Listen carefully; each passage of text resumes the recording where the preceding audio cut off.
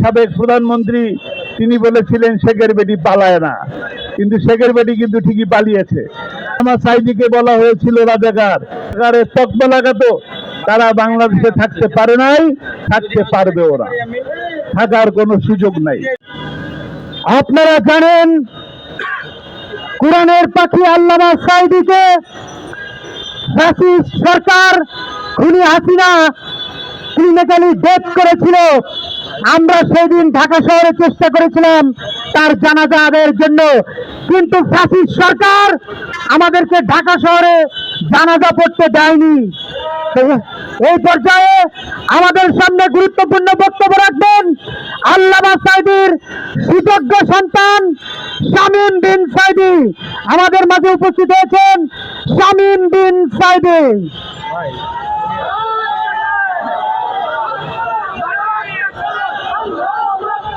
আলহামদুলিল্লাহি রাব্বিল আলামিন, আসসালাতু ওয়াসসালামু আলা সাইয়্যিদিল মুরসালিন ওয়া আলা আলিহি ওয়া সাহবিহি আজমাইন। আউযু বিল্লাহি মিনাশ শাইতানির রাজীম, বিসমিল্লাহির রহমানির রহিম। ওয়া লা তাকুলু লিমান ইয়াকতালু ফি সাবিলিল্লাহি আমওয়াত বাল আহইয়া ওয়ালাকিন লা তাশউরুন। শাহবাগী বিরোধী ঐক্য গ্রুপের আয়োজিত আজকের এই অনুষ্ঠানের সম্মানিত সভাপতি এবং অতিথিবৃন্দ, বিশেষ করে আমার অত্যন্ত প্রিয় ভাই হুম্মাম কাদের চৌধুরী এবং উপস্থিত মিডিয়ার সুপ্রিয় বন্ধুগণ, প্রিয় ঢাকাবাসী, শাহবাগবাসী, আসসালামু আলাইকুম ওয়া রাহমাতুল্লাহি ওয়া বারাকাতুহু। একটা সময় ছিল এই শাহবাগে নাস্তিকবাদের আখড়া ছিল নাকি? একটা সময় ছিল এখানে নাস্তিকরা এখানে এসে স্লোগান দিত, আর এখন আমরা শুনে গেলাম নারায়ে তাকবীর আল্লাহু আকবার। নারায়ে তাকবীর আল্লাহু আকবার সারা বাংলাদেশে উঠবে। যারা নারায়ে তাকবীর আল্লাহু আকবারের বিরুদ্ধে যায় তারা বেশি সময়ের জন্য এই দেশের মাটিতে থাকতে পারে না। এই দেশ নাস্তিক্যবাদের দেশ নয়।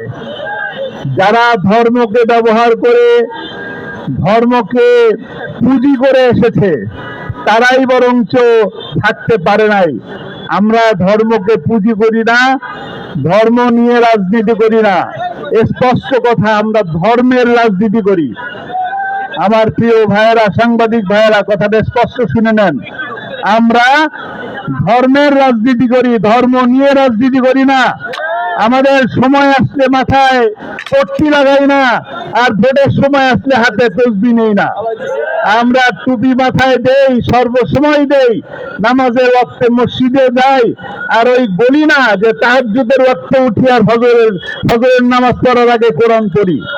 যারা গণভবনে গিয়েছেন তারা অনেকেই জায়নামাজ খুঁজেছে, জায়নামাজ পায় নাই।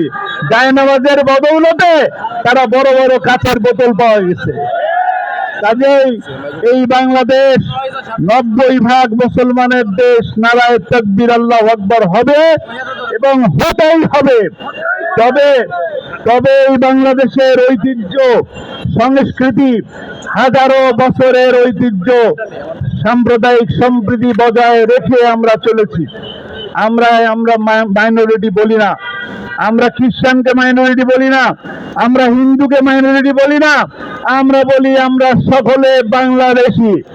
আগামীতেও তারা আমাদের সাথে কাঁধে কাঁধ মিলে, কদমে কদম মিলিয়ে চলবো ইনশাআল্লাহ বাংলাদেশি হিসাবে। তারা অধিকারের আদায়ের আন্দোলন করার প্রয়োজন হবে না ইনশাআল্লাহ। সময় আসতেছে, আমরা একসাথে কাজ করব। এই দেশকে আমাদের মুরব্বীরা সোনার বাংলা গড়ার জন্য জীবন দিয়েছেন। আজকে 53-54 বছর ধরে সোনার বাংলা গড়তে পারে নাই তারা, কিন্তু সময় আসবে এই দেশেই ইনশাআল্লাহ সোনার বাংলা গড়ার মতন তরুণেরা, ছাত্র জনতারা, বিশেষ করে মুরব্বিয়ান যারা এই দেশকে প্রকৃত অর্থে ভালোবাসে তারা এগিয়ে আসছে। আর যারা স্বাধীনতার সপক্ষ শক্তির কথা বলতো আর রাজাকারের তকমা লাগাতো, তারা বাংলাদেশে থাকতে পারে নাই, থাকতে পারবে ওরা। থাকার কোনো সুযোগ নাই। আপনাদের মনে আছে আল্লামা সাঈদী বক্তব্যে বলেছিলেন, আমাদেরকে বলো মৌলবাদী, আমরা মূলবাদী।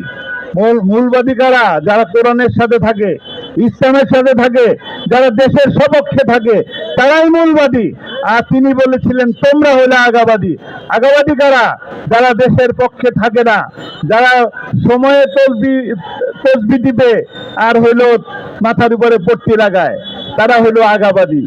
বাংলাদেশে বেশি বাড়াবাড়ি করবা না। যদি বেশি বাড়াবাড়ি করো 12 কোটি মুসলমান গোড়া ধরে ঢাকা মারবে। যাবে কোথায়? যাবে কোথায়? গেছে কোথায়? আল্লামা সাঈদীকে বলা হয়েছিল রাজাকার। তিনি বলেছিলেন কোন বৈধ পিতার সন্তান আমাকে রাজাকার বলতে পারে না। তো তিনি বলেছেন, আমাদের সাবেক প্রধানমন্ত্রী তিনি বলেছিলেন শেখের বেটি পালায় না, কিন্তু শেখের বেটি কিন্তু ঠিকই পালিয়েছে। প্রমাণ করেছেন আল্লামা সাঈদী বলেছেন, যারা আমাকে রাজাকার বলে তারা অবৈধ পিতার অবৈধ সন্তান। কাজেই প্রমাণ হয়ে গেছে কোনটা বৈধ আর কোনটা অবৈধ। কাজেই আমরা স্পষ্ট আকারে কথা বলতে চাই এই কথা যে বাংলাদেশের বিরুদ্ধে কোনো ধরনের ষড়যন্ত্র আমরা মেনে নেব না। বাংলাদেশের বিরুদ্ধে কোনো ধরনের চক্রান্ত মেনে নেব না। বাংলাদেশের বিরুদ্ধে ধর্মীয় কোনো চক্রান্ত আমরা মেনে নেব না। এই শাহবাগ থেকে আমরা বলবো, এই শাহবাগ থেকে আমরা জানাতে চাই, বাংলাদেশে সাম্প্রদায়িক সম্প্রীতি বজায় রেখে একটি ইনসাফ ভিত্তিক কল্যাণময় রাষ্ট্র গঠন করবো ইনশাআল্লাহ। আমরা কি রাজি আছি? আমরা রাজি আছি? আমাদের মুরব্বীরা সোনার বাংলা করতে চেয়েছে, আমরা কি সেই সোনার বাংলা করতে রাজি আছি? ইনশাআল্লাহ আমরা সেই সোনার বাংলা করব। সোনার বাংলা করার জন্য সামনে সময় আসবে, সেই সময় আমরা কাঁধে কাঁধ মিলিয়ে কাজ করবো ইনশাআল্লাহ। আল্লাহ তাআলা আমাদেরকে তৌফিক দান করুন। যারা জীবন দিয়ে গেছেন, যারা এই আগস্ট বিপ্লবে জীবন দিয়েছেন, যারা রাজাকারের তকমা লাগিয়ে আল্লামা সাঈদী, সালাউদ্দিন কাদের চৌধুরী, তাদের মোল্লা কিংবা মাওলানা মতিউর রহমান নিজামীকে যারা ফাঁসি দিয়েছে, আল্লাহ তাআলা তাদেরকে জান্নাতবাসী করুন, তাদেরকে শাহাদাতের মর্যাদা দান করুন। যারা এই দেশকে স্বাধীন করার জন্য জুলাই আগস্টে যারা জীবন দিয়েছেন, তাদেরকে আল্লাহ তাআলা শহীদি মর্যাদায় জান্নাত নসিব করুন। আমরা যদি ঐক্যবদ্ধ থাকি, তবে আমরা আবারও একটি সুন্দর দেশ গড়ার সুযোগ পাবো। আর যদি আমরা ঐক্যবদ্ধ না থাকি, তাহলে ওই পরাজিত শক্তি যারা পালিয়ে গেছে চোরের মতন, বাংলাদেশের 28 লক্ষ কোটি টাকা চুরি করে পালিয়ে গেছে, তারা আবারও সেই সুযোগ নেবে এই দেশকে দখল করার জন্য। আমাদের উপরে আবার সেই জুলুম এবং নির্যাতনকে চাপিয়ে দেওয়ার চেষ্টা করবে।